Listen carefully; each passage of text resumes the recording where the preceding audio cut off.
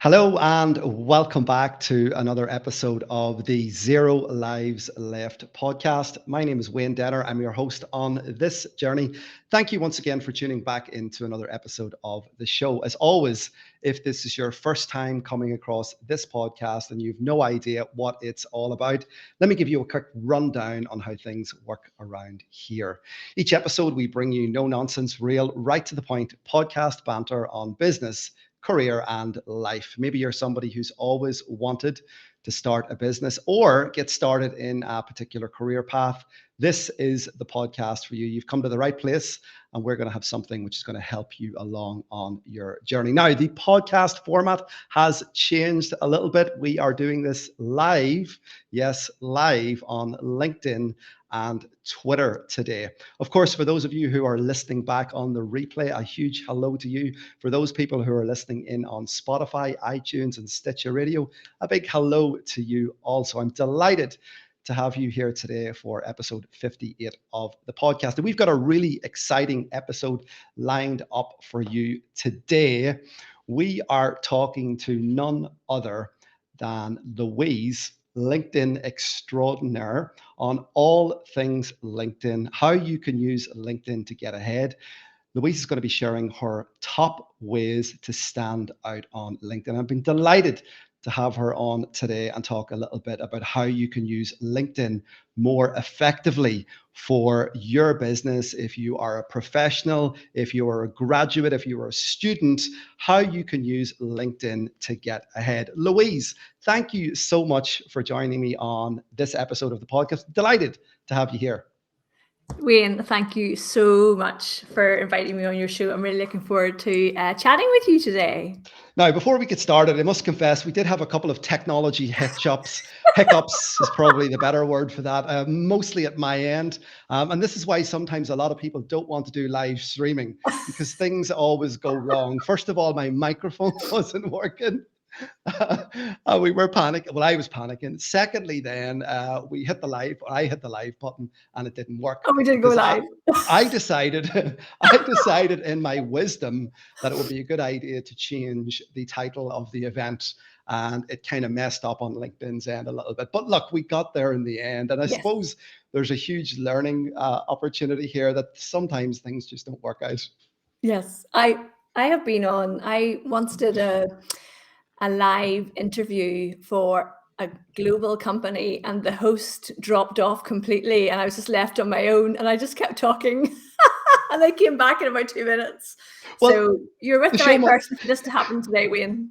The show must go on and all of that. And that's the thing, so we're going to talk about LinkedIn today, Louise, and this is something that you're very passionate about. I know that. I've had the opportunity to attend a couple of events that you've been sharing your expertise and your wisdom when it comes to using LinkedIn more effectively. Now, I was doing a little bit of digging around this morning and trying to find out a little bit more information about LinkedIn, and it's got over 810 million members worldwide in over 200 countries and territories. Right? It is the number one business networking tool.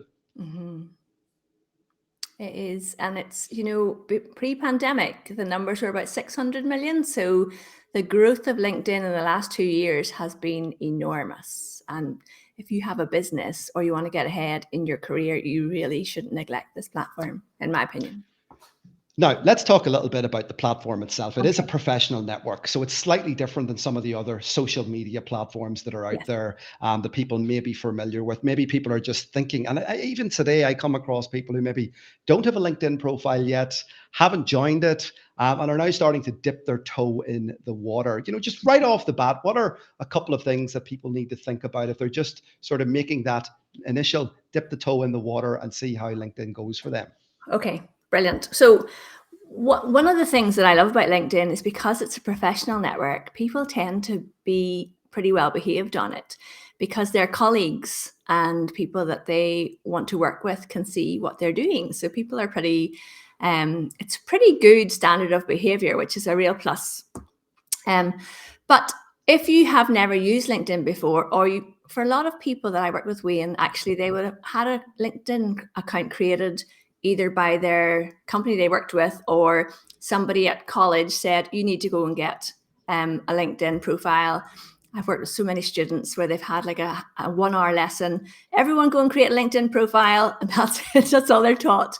So for those people, basic things to understand about LinkedIn are you have personal profiles and company pages. You want to create your personal profile.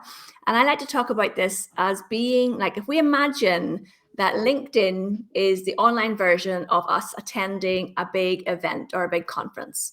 So when you arrive at an event or a conference and you walk in the door, people generally will have a name badge. So we can see your name, we can see what you look like. You walk around the conference and you start talking to people. And that's what you do on LinkedIn. You might see speakers talking about something. So the equivalent of that is watching me and Wayne today or reading articles on LinkedIn. And so you comment on those or you share them with somebody and say, well, what did you think about this? Or what did you think about that? So trying to think of it that way and keeping with that analogy, the company pages, think of those as being like the sponsor booths at a conference. So if you have a company or a brand, you should have a company page. And while I'm walking around the conference talking to people and they want to know more about my business, I just say, oh, go over to our booth over there and you can find out all about the business and what we stand for. So just think if you can approach it as a way of, this is a platform where I'm going to go in, talk about things that I'm interested in terms of my work life, because it's a business conference you're at. And I'm going to connect with people that I'm interested in connecting with, and I'm going to have conversations. You can't go far wrong. Now, you said something earlier on which I thought was really interesting, that, before the global pandemic, there was something like 600 odd million members on LinkedIn. And then, Yeah. it's grown another 200 million there, or so just, during the pandemic.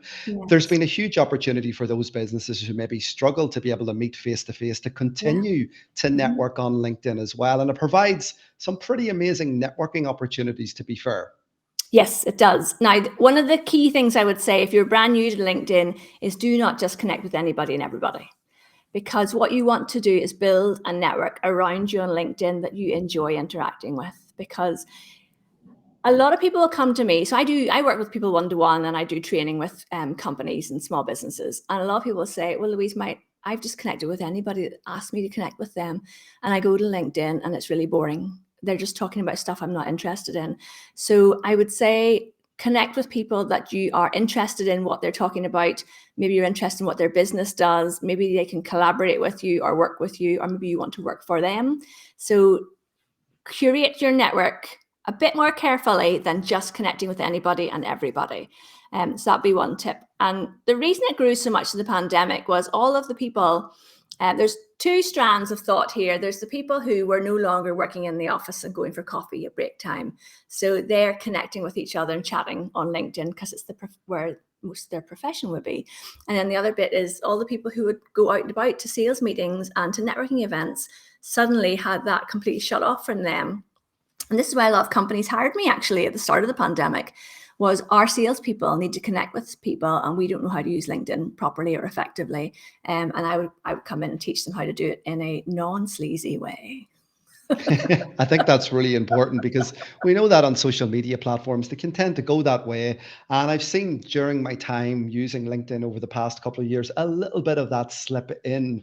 And I've seen also people call out that behavior on the platform as well, which is Yeah. probably a good thing, to about the etiquette of the platform and what's appropriate and what's not appropriate. Yes, definitely. Now, tell me, you mentioned lead generation there a couple of moments ago, sales, developing Yes. sales. LinkedIn's a great place for building leads and generating leads and building relationships with your customers, potential customers, and also current customers.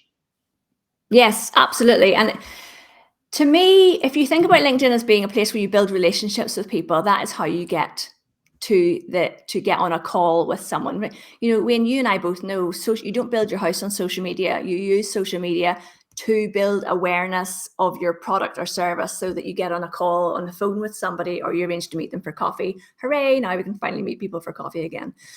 So it's a tool that you use to market your business.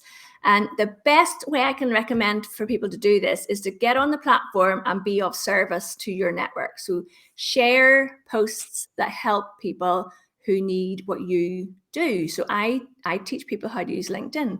So if you connect with me on LinkedIn, you will find that most of my content teaches you how to use LinkedIn. I start conversations about how to use LinkedIn. So I might go on Facebook and talk about a concert I'm going to, but that's not going to appear in my LinkedIn newsfeed. So think about it from being that way. If you have a product that you're selling, go and talk about how people can use that product. What are the origins of the product? Is it, sustainable? What are the ethics in the company that you work in? Show a bit of personality. Like if we want to go and get a company to come in and deliver a service to us, well, what are the people like that work there? Are they showing up online? Can we see what kind of company they are? Do they have, what kind of ethos, what kind of brand do they have? All of that helps people to find out more about you. And then when you connect with somebody, this is one of my golden rules for LinkedIn. When you connect with somebody, please send a message and say why you're connecting with them, because it opens up a conversation between you and that person. And that is where the gold is on LinkedIn. It is the one-to-one messages in the LinkedIn messaging inbox. That is where I get, I would say, 90% of my business. It is not out on the news feed, and it is not people commenting on your stuff and then me chasing them up, just going, "Oh, you're interested in my product? Can I tempt you to hire me for training?" The way I teach people to use LinkedIn is that they show up, deliver value, deliver service to people, and then people go, "Oh, Wayne, you were looking for some help with your LinkedIn. Well, you should talk to Louise Brogan, because she obviously knows what she's doing there." And then I'll get a message from somebody saying, "Hi, Louise. Bob says I should connect with you because we need some help with our LinkedIn. Could we have a chat?" And that is how that is the way I use LinkedIn, and it's the way I teach my clients to use LinkedIn, and it's really effective. Well, the adding value side of that's so important, right? Isn't it? Because there's so much noise on social media and the internet. LinkedIn, the news feed is incredibly busy as well. And it can be difficult sometimes for people to stand out. And sometimes people give up. But it's really important as well that people they have to show up, as you rightly say, but they have to be consistent in Yes. their efforts whenever they're using the platform. I think that's really important, that you don't just set up a profile and then forget about it. That's not going to work for anybody, let alone you're the person themselves. Yes. So actually coming in every day, would you recommend every day people come in? Would it be every couple of days, or what's the typical sort of process? So if you're serious about building your profile on LinkedIn, honestly, I think post 2 or 3 times a week, and that's it. The way I work with people on LinkedIn, I can't say there's 4 pillars, and you need all 4 pillars in place for it to work properly. So you need to have a really good LinkedIn profile that is, you're getting all the bang for your buck, like you've properly filled it in, and it shows people what you want to be known for. People who are looking for work is completely different how you write this to people who are in business, and we can talk about that in a minute. So you've got your LinkedIn profile, you've got a network of people who are actually interested in what you have to say. So I've had people who have really tiny networks of like 35 people because they're shy about connecting with people, and then they wonder why nobody's commenting on their stuff. It's because your network's not big enough. And then I have other people who've got a network of 10,000, but those 10,000 people have zero interest in what they do. So they're not going to comment on your content, and you think, "Oh, this is not really working." So build, really curate your network. And then the third pillar is content. You post content that is of interest to these people, that showcases your knowledge and expertise. And then the fourth pillar is the messaging. But people say to me, "How you must be on LinkedIn all the time." I am not on LinkedIn all the time. In fact, I think the first time I came on LinkedIn today was to come on this, just before we came on this call, we in together. So I post 2 to 3 times a week. For clients, we offer a done for you service, LinkedIn marketing service. For my clients, we post twice a week on their company page. Twice a week is plenty if you are providing really interesting posts that people are engaging with.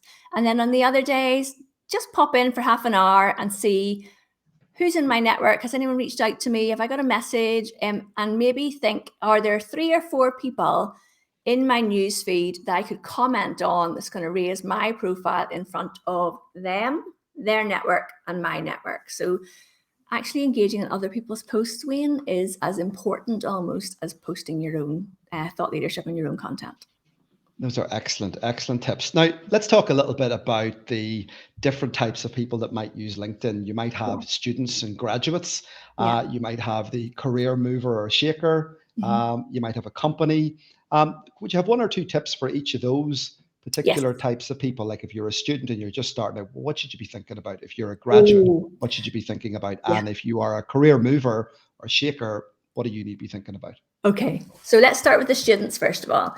So I've had people in high school talk about building their LinkedIn profile. In America, they're starting at 16, creating their LinkedIn profiles.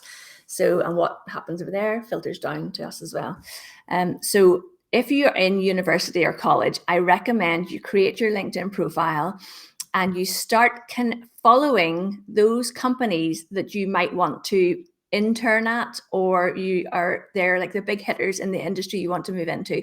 So let's think about accountancy. So you're doing an accountancy degree or you're doing economics or something at university. Create your LinkedIn profile and start following local firms or the big four, whoever you want to work with, and see what people they're talking about. See if there are people who work at that company that you could start following or connecting with, and make yourself known. And if you live in a town like Coleraine or Newry or Derry, and you want to go and work for a local firm, follow those companies, find out who are the key players at those companies. How you do this is you go to the LinkedIn company page for that company, and there's a tab that says people, and under people you will see the people who work there. So send them a connection request and say, I'm currently studying accountancy at Queen's or Ulster, and I'd love to connect with you and follow what's happening at your business here on LinkedIn, right? What person would not be flattered that a student would want to do that, first of all? But that's you starting to build your network and your connections. Connect with other students who are in your field, connect with the people who write the articles in your field, so you can become informed about what's going on in your industry, but you can start commenting on their posts as well, and start raising your visibility. So that's what I do as a student. Maybe as a student, you're probably like flat out busy. Well, you might be like out partying. If you did a geography degree like me, you're probably in Students' Union half the time. Maybe it's changed now. So maybe you just have that on your calendar to do that once a week or something. If you are graduating, then step that up a little bit. Interestingly, Wayne, people who are applying for jobs, they seem to have a wee bit more power than the companies who are recruiting. And so from the flip side of that, if you're a company and you're trying to recruit, you should be really showcasing and highlighting what it is like to work with you, because those graduates are checking out your LinkedIn company profile, and they're checking out what is the company like, what's actually like to work there, because people graduating nowadays care more about that than they do necessarily about who's going to pay me the most money. So be aware of that. But graduates, go and investigate those companies. Maybe reach out to somebody who has been working there a couple of years. Ask them what's it actually like to work at this firm. I know I'm speaking quite quickly. As a graduate of a university, if you're graduating, go to your university's LinkedIn page. So Ulster University, maybe you went to Ulster University or you're graduating from there. If you go to their company page on LinkedIn, I know it's not a company, they're a school, you can click on the alumni tab, and I have a YouTube video on how to walk through all of this, on the alumni tab, and you can filter who has graduated from there in the last year, 5 years, 10 years. Who can I reach out and connect with? So if I'm looking at that and I think, okay, well, who are all the alumni from Ulster University in the last year? And look through them and see, well, who's studying what, and reach out to those people and say, have you got any advice you could help me, or get a little bit of a hand up? Because if you're doing that on LinkedIn, you are going to be streets ahead of your peers who are also graduating, unless you're listening to this and you're all going to do it now. And what about the career movers and the career shakers? Okay, so this is funny for me, because whenever when someone reaches out to me from a corporation and says, we would like you to come in and train our staff on how to use LinkedIn, but we want you to train them how to use it for selling our products. We don't want you to teach them how to get a brilliant profile so they leave us. So business owners are quite wary of this. But your LinkedIn personal profile is your personal profile. So if you are So maybe you've been in a role 3 years and you're looking to change across to a different company. Again, go and follow that company page, reach out to people, but make sure your profile is up to date. Okay. So many people, Wayne, my one-to-ones, so many people have not touched their LinkedIn profile in years. And then they're surprised when we go through it. There's so many different sections. They're surprised that there's things in there, that there's skills in their skills section that they haven't done in 5 years. And they're thinking, well, why are people reaching out to me for Microsoft Office when I don't do that? Or why are people reaching out to me for help with doing Java programming? I don't do that anymore. But when you dig through their profile, it's still sitting there and they just haven't updated it. So make sure it's up to date. Add, when you go through your experience section, and make sure that your career history highlights what you want to be known for. So if you have worked in 3 different places, and maybe let's go back to accountancy. So maybe you have, or maybe law is an easier one because I've done loads of work with lawyers. So if you specialize in family law, but your first law job out of university was in commercial law, and then you made a switch into family law, well, make sure that the experience section really focuses on the work that you've done in family law, because that's what you want to be known for and found for.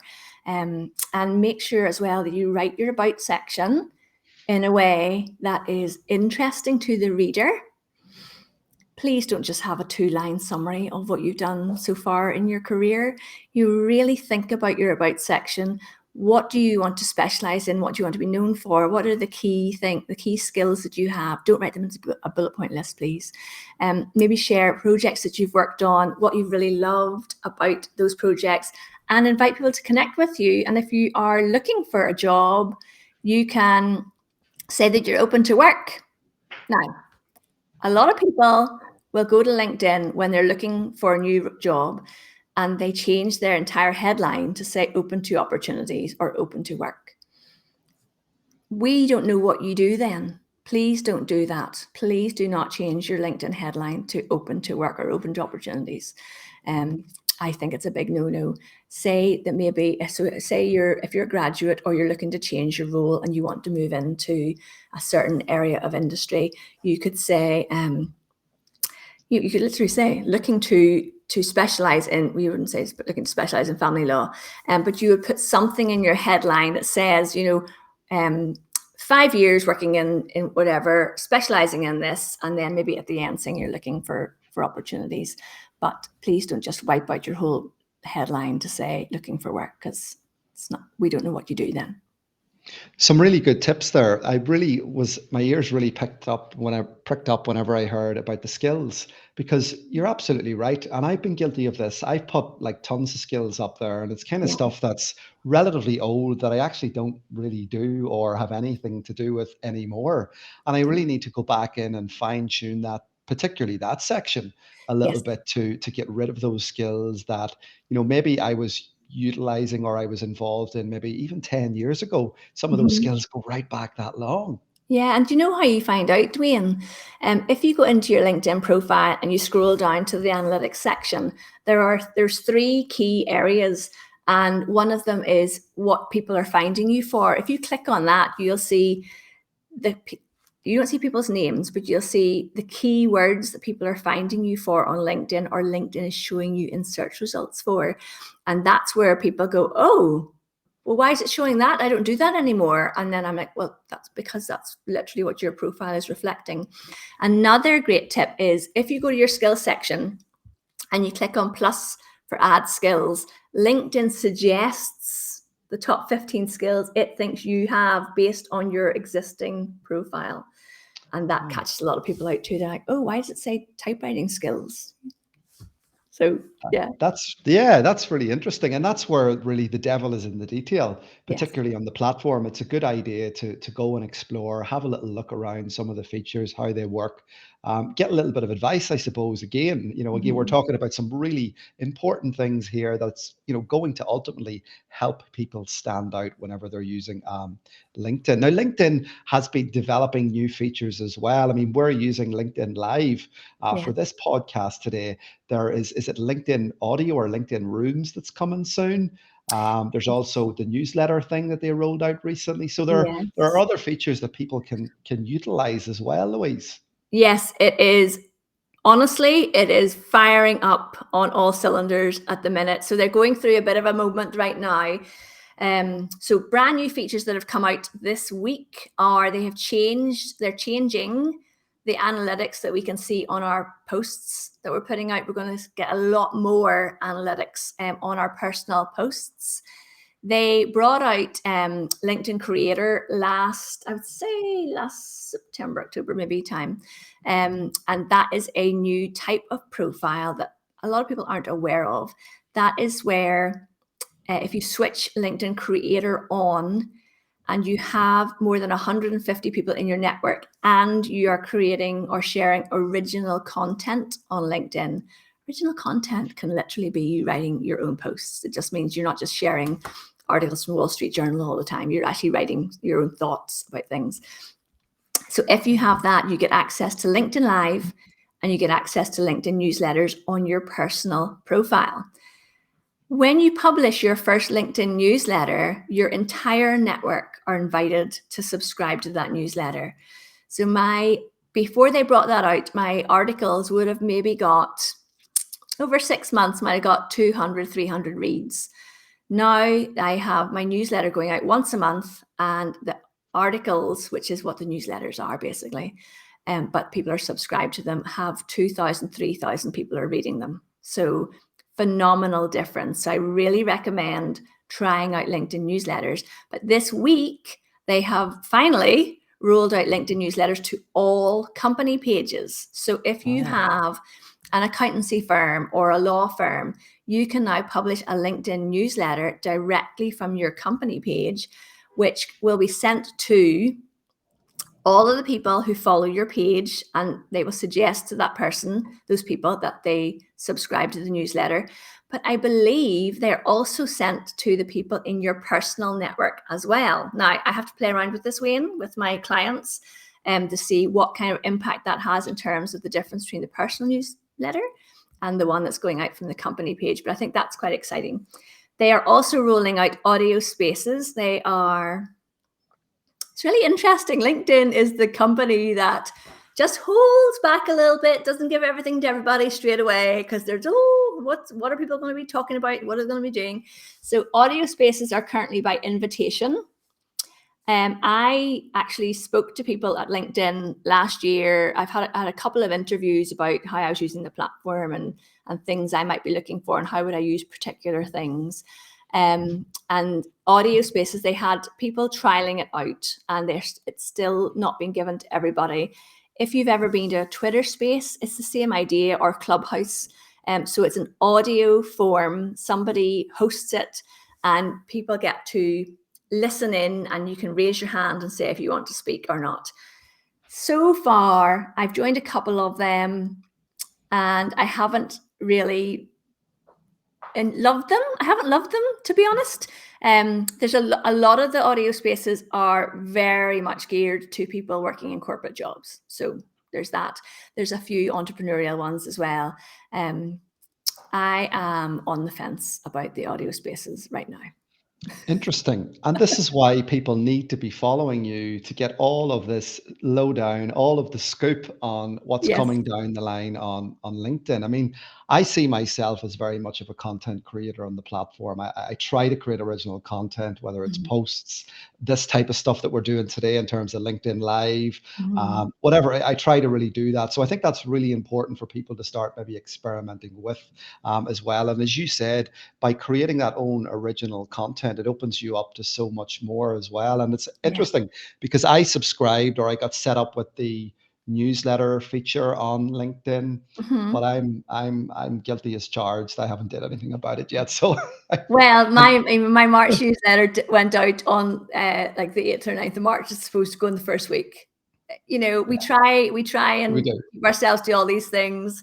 It's hard, and you're producing podcasts and YouTube videos and newsletters. Yeah, I know it can be overwhelming sometimes, but it is great. I mean, we live in an amazing time at the moment that these types of things are possible. That we as small business owners, of all different industry shapes and sizes can get our messages out to people on a global scale. So it is, from that respect, phenomenal. So that's really interesting to hear what's coming down the line with LinkedIn, the new features that people need to be on the lookout for, the developments in the company page as well. I think that's all really fantastic stuff. Now, I want to touch on something really quickly that you mentioned to me just recently, and I think I spied it on social media as well. But you have an event coming up in Dublin in the not too distant future, and Yes. I believe it's called Build Your LinkedIn Strategy. Tell Yes. the listeners a little bit about that event. Okay, so it's actually a day of events. So Ah, so in the morning, it's the 27th of April. So I have joined up with Amanda Webb, who runs. She's a digital marketing strategist who focuses on strategy, and her and I are running a workshop in the morning for up to 20 people in the Mason Hotel in the centre of Dublin. It's a 3-hour workshop. Don't worry, you will get tea and coffee, and we will give you lunch and feed you, and it will not be boring, I promise. It will be very engaging and interactive. well, it Bring your absolutely won't, because look at all the great things that we've just talked about already, and we're just like we're only 30 minutes in here. the danger, Wayne, will be trying to stop, like, go, right, Louise, that's too much information now, can you please stop? So that's called Building Your LinkedIn Strategy. That is in the morning. And then after lunch, we're co-hosting a conference with Carmel. I see Carmel's been commenting here, with Carmel Siri and Melanie Boylan, and in partnership with Andrew and Pete from Atomic, who are a Newcastle-based duo who have keynoted social media marketing world. So they're coming over, and we've got a panel about how to use creators in your business. It's about kickstarting our businesses post-pandemic. It's about getting everybody in a room, getting fired up about how we can use all of these amazing tools to really kickstart our businesses and get together and network. And I was telling somebody this morning, for me, events are about getting in a room of like-minded people, all these other people who are building their businesses, they're networking, they're trying to get online, they're trying to raise their visibility. And when you are in a room of other people who are also doing that as well, the energy you get from that is just phenomenal. And then Andrew and Pete are going to buy everyone a drink in the evening, and we're going to have a bit of a party as well. Well, it might be worthwhile just going for that alone if the guys are going to buy a drink. And I do know I've come across Andrew and Pete before in the world of social media. Great lads, doing great work as well. So it definitely sounds like a really exciting event. I've got the link on screen for people who want to find out a little bit more about it. I'll share it as well in the comments, and also in the show notes going out with the podcast as well.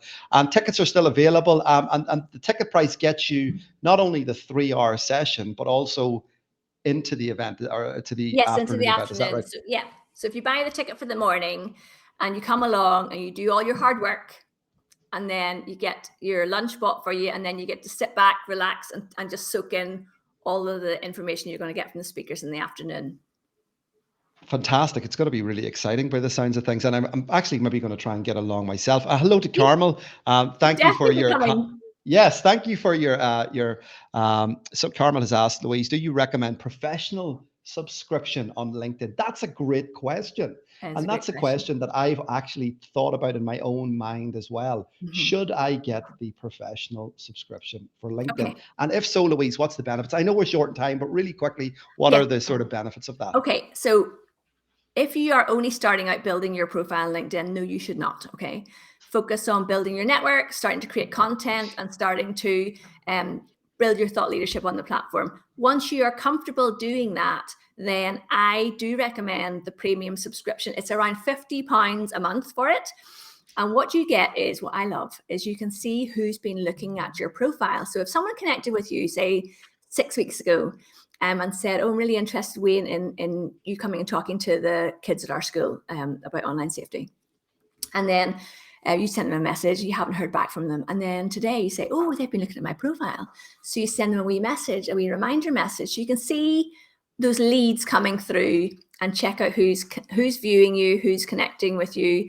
And then the other thing I love about it is you get access to LinkedIn Learning, which is honestly the most enormous platform of online training videos about everything about how to code, about how to present yourself at interviews, about how to do yoga at your desk, about how to use LinkedIn, how to do Instagram Reels, like everything you need to know about.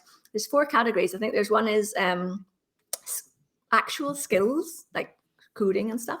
There's business skills. There are, I think it's not leisure, but something like that, about doing breathing and mindfulness and all that kind of stuff. So very, very valuable.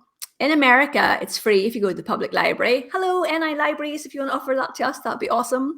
So there's that. And then also the third thing I like it for is if you have a company you're interested in approaching as a business, so maybe you're going to do B2B sales, with Premium, you have extra insights into that company. You can see who their top hires are. You can see who people of interests are. You can see what percentage of their company works in biz dev, which percentage of their company works in admin, which percentage is in the C-suite, et cetera, et cetera. So really good benefits there for Premium, but not until you understand how to use LinkedIn effectively. And I think that's really important. So that's a fantastic question, Carmel. Thank you so much for asking that question, because again, that is a question that I've often wondered myself. Do I bite the bullet? Do I, upgrade the account, take that subscription? And if so, what benefits am I going to get out of it? So I think Louise, you've really outlined those really well. So thank you for that. Now, before we finish up, I know you got to get off. I got to let you go. I'll be here all day. We could be here all day talking a little bit more about this, because there's a lot of stuff that I've learned myself, particularly in and around the things of LinkedIn analytics, which they're going to be rolling out much better analytics. And I'm really excited about that, particularly around creating my own content to get a little bit more insight to how it's performing and who it's resonating with and those types of things. But if you could leave people with 3 key takeaways today when it comes to using LinkedIn in 2022, tomorrow's the 1st of March. What do you need to be thinking about? What are your 3 takeaways? It's 1st of April. Gosh, I'm a month behind. Okay, so I thought about this, right? Three key things. Number 1, update your profile. Take an hour and go through your profile and make sure it reflects what you want to be known for on this platform. Number 1 includes updating your photograph. Make sure we'd recognize you if we met you. And for the older viewers or listeners, not the one from 20 years ago, up-to-date photograph. Number 2, when you connect with somebody, please add a note and say why you're connecting with them. Just start a conversation with them. Maybe you read something, maybe you heard them on a podcast. Why are you connecting with them? And then the third one is show up. So you do the hard work, you create the profile, you have got business on this platform or job opportunities on this platform, but you will not get any of those if you do not show up and start posting content, or at the very least commenting on other people's content. I think those are 3 fantastic takeaways for this episode of the podcast. Now, before we finish up, because I'm already a month behind, it's the 1st of March to me tomorrow. But just in case people think this is a pre-record, it's gas, I know. What date is the event on in Dublin? I've just popped the link up again, because I probably have confused people because I'm a month behind. Yeah.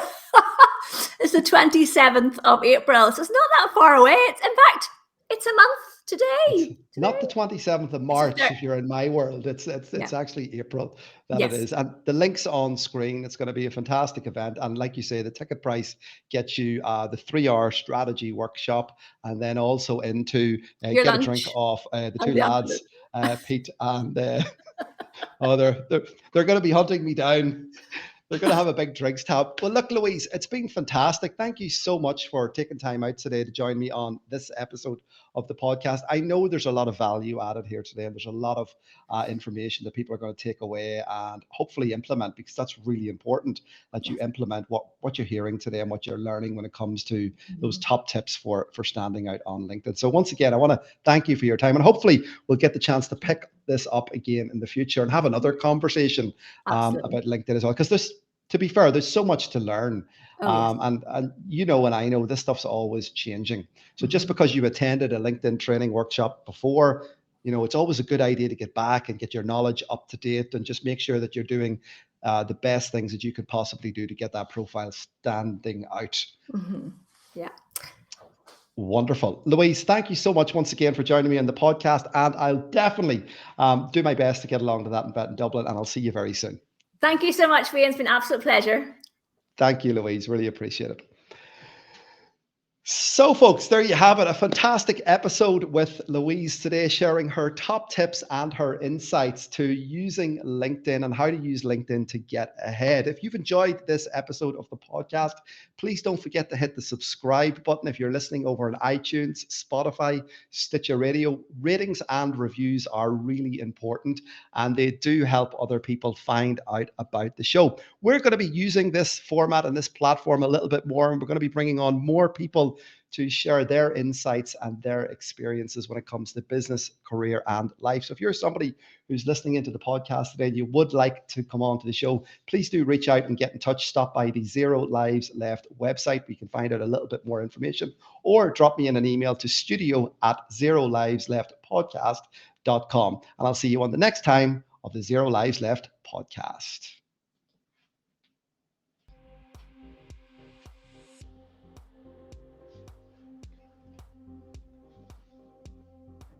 Hold on.